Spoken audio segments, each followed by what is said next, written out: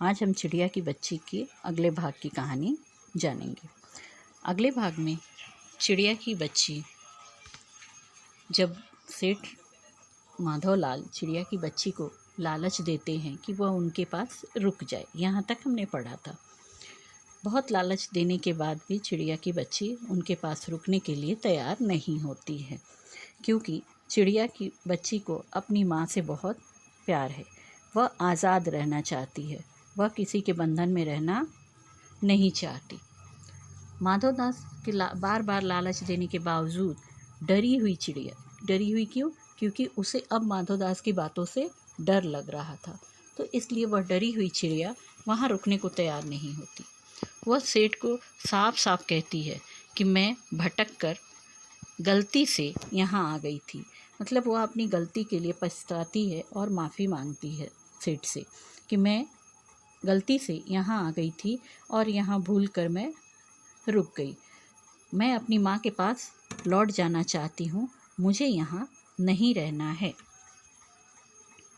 ऐसा चिड़िया माधवदास को कहती है। माधवदास समझ जाते हैं कि चिड़िया उसके पास रुकना नहीं चाहती। वह उसे और भी प्रलोभन देते हैं। तब चिड़िया कहती है कि मेरी माँ के पास धूप है, सूरज है, घास है, पानी है, फूल है, और मैं इस सोना को नहीं जानती। यह सोना क्या होता है? आप कौन है? मैं आपको भी नहीं पहचानती। इस तरह से वह माधवदास की हर बात को काट देती है। माधवदास उसे अपनी बातों में उलझाए रखते हैं और तभी वह अपने घर की एक घंटी की बटन दबा देते हैं, जिसको सुनकर उनका नौकर दौड़ा चला आता है और माधवदास उसे इशारे से कहते हैं कि चिड़िया को पकड़ ले। वह नौकर चिड़िया को पकड़ने की कोशिश करता है। जब कोशिश करता है तो वह पीछे से चिड़िया को पकड़ता है, लेकिन चिड़िया जो है वह उड़कर एक डाली से दूसरी डाली पे चली जाती, लेकिन उसको नौकर के हाथों का कठोर स्पर्श अपने शरीर पर महसूस होता है और जिससे वह चीख मारती है और चीख मारकर उड़ जाती है। उड़कर वह सीधा अपनी माँ के पास पहुँचती है। माँ के पास पहुँचकर वह सुबकती है। सुबकना माने रोना।